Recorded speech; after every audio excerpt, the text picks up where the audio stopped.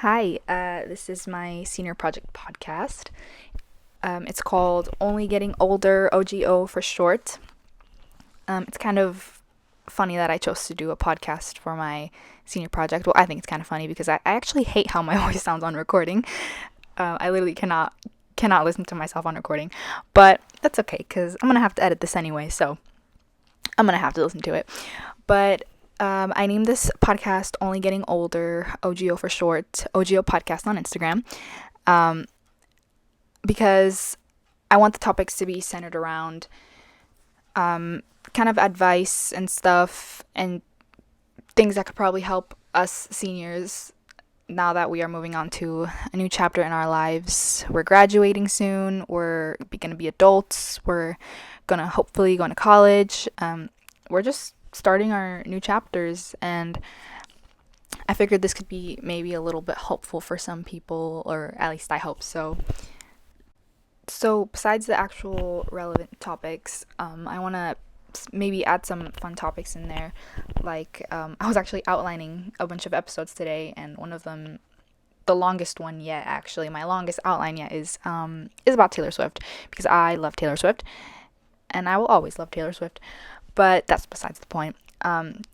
The first episode, I want to talk about what is the most stressful thing about high school.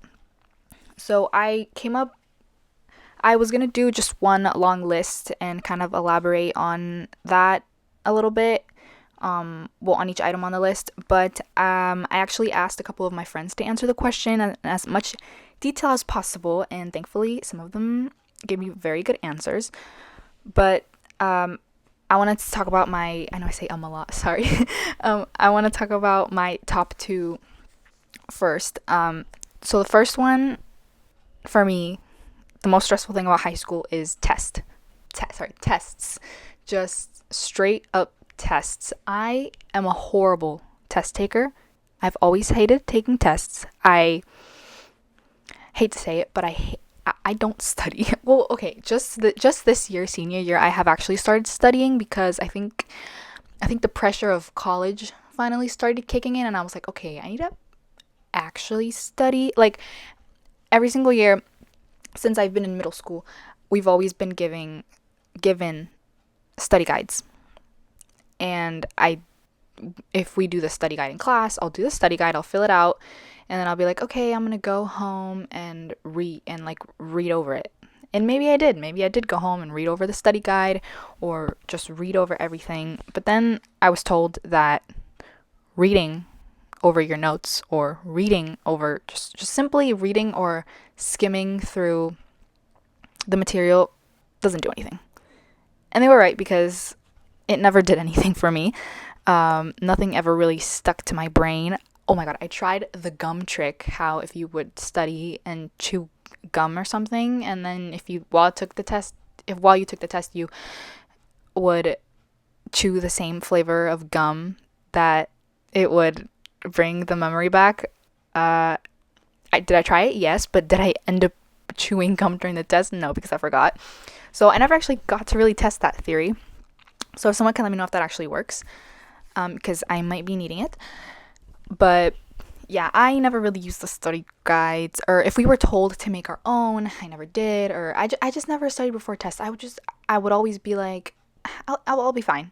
I'll be like, it'll come back to me during when I'm taking the actual test. The pressure will make everything just come back to me, and I'll be fine. No, that was not the case. I've never really gotten good scores on tests, but the reason that I've kept consistent grades, I think, is because I've always done my best on just regular assignments and just hoped that it would override the percentage of, or the percentage of my overall grade that was tests. And honestly, I think it's worked, but I don't think great test scores really define your academic worth or your knowledge, because we're not all good test takers. But anyways, that's why that's one of the top ones for me. I actually haven't had many tests this year. We've only had a few tests in stats and like one in government. And honestly, I'm horrible at stats, but I mean, I have a B, so I'll take it. But the next one is managing time, specifically with if you have a job. I started working in a restaurant when I was a sophomore, and I did cheerleading my freshman year. Well, I guess this also applies to you if you do sports or you have a job, because jobs and sports kind of take the same amount of commitment from you. And honestly, if you have a job and play a sport at the same time, uh, I'm congratulations, because I could never. Um, so yeah, I started working my sophomore year, and when I found it a little bit easier to manage my time when I had a job versus when I did cheerleading, because when I did cheerleading, we had practice 3 days a week. The practice was only 2 hours, but I would I would stay at school after school, and then basically just sit in the locker room until it was time for practice, and I wouldn't do any homework or anything, or like try to get a head start on my homework in the locker room, because I was just so exhausted. My brain was just so, well, at least I thought my brain was exhausted from a whole day of school. So I would just kind of sit in the locker room, hang out with the girls, wait till practice, and then I'd have practice, and then I'd finally come home, eat, shower, and I'd go to bed. I wouldn't do my homework. And freshman year, actually, office hours wasn't a thing yet in our schedule for Novato. So, well, now that we have office hours, I think it's amazing, because I mean, you get 40 minutes in the middle of the day to do whatever you need to do while you're at school. But we didn't have office hours yet in the schedule. We only had the 10-minute break and lunch. So I wouldn't get any work done when I was in cheer. And then the days that I didn't have practice, again, I just I just wouldn't do my homework. I don't know why. Um, but when sophomore year, when I started working, how many days was, I think I started working 3 days a week, and two of those days were on a weekend. So I was working Friday, Saturday, Sunday. So Fridays, I don't usually do homework on Fridays, because I always make sure to not let myself have homework on Fridays, so I just get it all done during the week, because I just hate having homework on a Friday. So that was that. And then Saturday, Sunday was a weekend, so we wouldn't get any homework assigned usually on Saturday or Sunday. But then a couple months later, I started working 5 days a week, and that added 2 more days during the week. I believe I was working Tuesday, Wednesday, Friday, Saturday, Sunday. So that Tuesday, Wednesday kind of took a little bit of my time, kind of took a chunk of that time that I could have been doing schoolwork, but I was still fine, because I had the other 2 days of during the school week that I could get stuff done. So it's basically, my job didn't really interfere with that. Also, because when you're in high school and you have a job, usually your employers understand that you are in high school and that you need to prioritize school, or at least hopefully they understand. Wow, okay, this audio is already 8 minutes long. Anyway, so yeah, time management, very, very, very important. So now I want to move on to the couple responses that I got from my friends. So I'm gonna read their exact words from what they said. So the first response, she said, the most stressful thing about high school is having to balance everything. Going to school every day at 8, and then having to go to work and not coming home until 10, and having to still make time to complete your assignments and keep up with your classes so you don't fall behind or fail. Having to still maintain a social life, finding time to hang out with your friends and relationships, which literally adds more stress. Don't even get me started if you do sports, still having to make sure you get 8 hours of sleep, still trying to fit in time for yourself and your mental health, also feeling pressured to know what you want to do with your life, or constantly getting asked what you want to major in or study and what colleges you want to go to. So she kind of just, maybe, I guess that long list that I was going to make, she kind of just put it all into one text, which I'm so happy about, because it was just all there. So a couple of things she mentioned that that kind of stood out to me was maintaining a social life. a lot of us have, either if we have big friend groups or small friend groups, it's very important to still find time to be with people, be around people, hang out with people. Because if you're sitting at home doing schoolwork, or if you're just sitting at home, you're I feel like you could fall into this little cave of, like, maybe loneliness.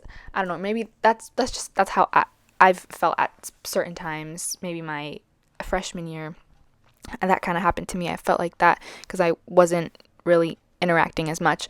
But having a social life is very important if you like to be social. If you are so antisocial, you do not like people, then you do you, stay at home, sit your little butt down, and don't talk to anybody. But if you do like people, you need to be around people. I personally really like people. I love to be around people. I love going out. I love having fun. Does that sometimes make me ignore my actual responsibilities? Yes. But I like being social. I like having a social life and meeting new people and talking to people, which is something that I used to not do when I was in middle school, elementary school. When I was little, I would not speak. I just would not speak unless it was like a family member, or like, I remember when I was little and we would go to like family parties, I could have straight hour-long conversations with an adult. What would I talk about? I don't remember. I don't know. It's so embarrassing to think about now. I'm like, what is this little child doing having an hour-long conversation with a literal adult? They were probably just so annoyed of me and just wanted me to shut up. But I would do that, but then I would go to school and I would not speak. I would never in school raise my hand. And this is now kind of going off topic of having a social life, but anyways, I would never ever raise my hand in school, even if I really wanted to. And now I'm like the complete well, not really the complete opposite. I still don't, but I'm a little more, I participate a little more, I talk a little more, I'm more social now, and I'm honestly very glad that I am, because I love it. I like talking. I like people. Doing sports, I kind of already talked about that. It is stressful if you do sports, and especially if you're held to high standards. If you're in sports, maybe if you're in like varsity sports, if you're looking to go into that sport for college, and you're putting a lot of pressure on yourself to do good, so you can do that at the college level. That can also be very stressful. I agree. Getting your 8 hours of sleep. I don't think I've ever gotten 8 hours of sleep since I was a freshman. But I mean, if you're able to get 8 hours of sleep, if you're able to go to sleep early, good for you. I cannot. Especially now with TikTok. I will go to my bed at 10, but I will go to sleep till 1 a.m. Yes, because I am literally scrolling through TikTok. It's addicting. I know. Finding time for yourself. Yes. Oh my God. I found that sometimes you spend a lot of time doing things for other people, that you don't find time for yourself. You don't, not, and by that doesn't mean like self-care, face masks, take a nap. Like, no, that's not what I mean. I mean, that's what it could mean, but what I mean is literally just like stopping and thinking. Just like your brain is just working around other people all day and pleasing everybody else and doing things for everybody else, that you don't just stop and think, like, I should probably go eat. I should probably sit down. I should probably put my headphones in and listen to music and just sit. Like you need to do that. You need to take care of yourself too, which also goes along with mental health. So if you feel like you're struggling with your mental health, you need to find someone that you feel comfortable talking to. Don't just lay it out on someone that you're not comfortable talking to, because then you're going to feel awkward after, and then you're going to maybe just feel worse because you're going to find that it wasn't helpful at all. So if you need to talk about your mental health to somebody, please do it to someone that you know will give you a genuine advice, genuine feedback. They won't judge you, and maybe someone who gets it too. And the last thing she said, feeling pressured to know what you want to do with your life and constantly getting asked what you want to major in or study. Oh my god. I went through a crisis. I call it a crisis. It's not a crisis. I'm not old. But I went through this little rough patch a few months ago. Well, not a few months ago, maybe last month when when kind of college app season started, when we starting off filling out our college applications, so I was set on business, and I was like, I'm gonna major in business, which I did declare business in my college applications, but I was so set on business, and then I was like, but I was set on business finance.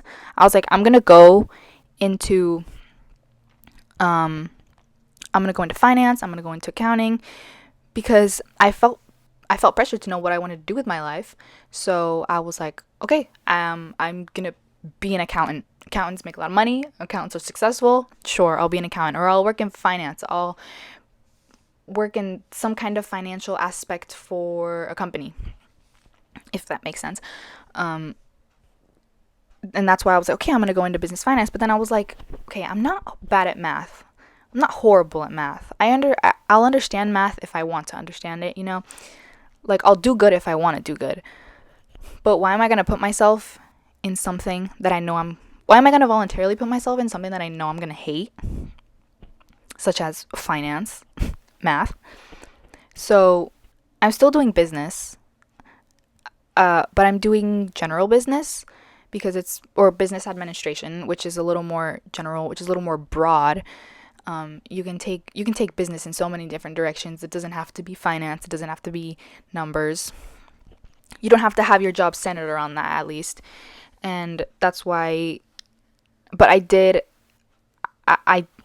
feel pressured, very pressured to know what I wanted to do when I was, especially in the part of the application that tells you to choose a major. I spent at least like a few days just filling out that little section, just simply selecting a major for every college that I was applying for.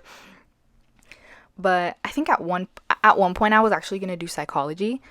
I was like, okay, no business, psychology or sociology, what is it going to be? So I asked a few people, like, what's the difference? What career paths can you take with psychology? What career paths can you take with sociology? But then I was like, why do I want to do psychology or sociology? That's never even been something I considered. That was kind of just an impulsive thought of mine. So yeah, I ended up declaring business. Long story short. So the next person that responded said it's either between keeping grades up so you can get into college or college application stuff. Like I was just talking about college applications. I didn't realize that college applications was also, how many times have I said college applications? Oh my god. Was a whole season. It's considered a whole season. I learned this from TikTok. I saw this TikTok of this girl that was like, when something about being in college app season and Starbucks is your only escape, which is true. Starbucks has taken all my money during college app season, especially with their holiday drinks. Anyways, yeah, I think I'm done with college app season because I've submitted everything, but that little time period between the month that the application opens but the little time period that the college application opens and that when it closes, when you have to have it submitted. And also another thing, if you are still filling out your applications, I learned this from my teachers, do not wait till the last day, which is typically November 30th. Do not wait till the last day to submit it because the website crashes. The website can crash when a lot of people try to submit at the same time, and then next thing you know, it's December 1st and you're freaking out because you didn't submit anything and you don't know what to do with yourself. So just get it submitted before November 30th and don't lag. The next person said, the most stressful thing about high school is fitting in the norms. By that I mean trying to portray someone you're not. High school society makes you act and behave a different way to fit in and feel accepted in a community of students that really don't care about you. Trying to go to school every day and put up a front is difficult when you feel a void of emptiness inside you. Knowing that's not who you are, yet you do so in the attempt of being accepted by this society of teenagers. And in other words, no, in a more general answer, that the workload. Like, true, all of that is a workload, honestly. All of that combined is the biggest workload that I think I've ever experienced, just being in high school in general. But that's true. The way that thankfully, I think, at least I think, I've kept myself from doing this, but just behaving the way that everybody else starts behaving. Like, I've seen this happen, like, right in front of me. Like, just people start doing something and then everybody else starts doing it. Like, it can be, most of the times it's not something all that good, but there is always a pressure to feel accepted. And then when you don't feel accepted, you feel empty, which, yeah, I agree. And I like how he said, by this society of teenagers. I feel like just teenagers being a teenager, it's its whole own society, because it's just a lot. Like you said, it's a workload. I'm out of breath. The last person said, the most stressful part of high school for me is that high school has has become more of a place for students to only care about their letter grades. And it's obvious because the letter grade we have for class determines how we are doing in class. More students are more concerned about just passing a class instead of finally learning what the material is. From this, it encourages more people to cheat and then have headaches and can lead to mental problems. So if I had to say there was the most stressful part of high school, it would have to be the expectations that students are held to. Yes, the expectations you're held to. They always make it seem like they kind of say this without really saying it. Like, there's someone better than you, so you better get your shit together. That's basically what they tell you without telling you. But yeah, the letter grade thing, like I said, tests, I have learned to not let tests determine my academic worth, because I just know that fact that I'm a horrible test taker, like I said. But high schoolers become more concerned about just having that letter grade, that passing letter grade, that they don't end up actually learning anything, which has happened to me in the past. And he is completely right. It does lead to cheating. We've all cheated before. It's no surprise. But it leads to headaches. Like you said, yes. I've developed migraines in high school. Not fun. Which will lead to mental problems. Again, your mental health is so important. So if you feel like any of this helped, that's great.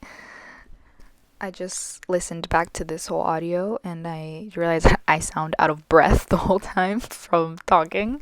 I promise I talk a lot, but I never talk this much, so that's probably why I'm out of breath. But anyways, I think that's gonna be it for this episode in quotations, if that's what you want to call it. These are gonna be available on YouTube, and yeah, I hope I am able to keep having my friends participate in this. I really like getting their input on stuff, because I feel like it's just kind of boring if it's just things that I come up with myself. But yeah, that's it for this one. Thank you for listening. Bye.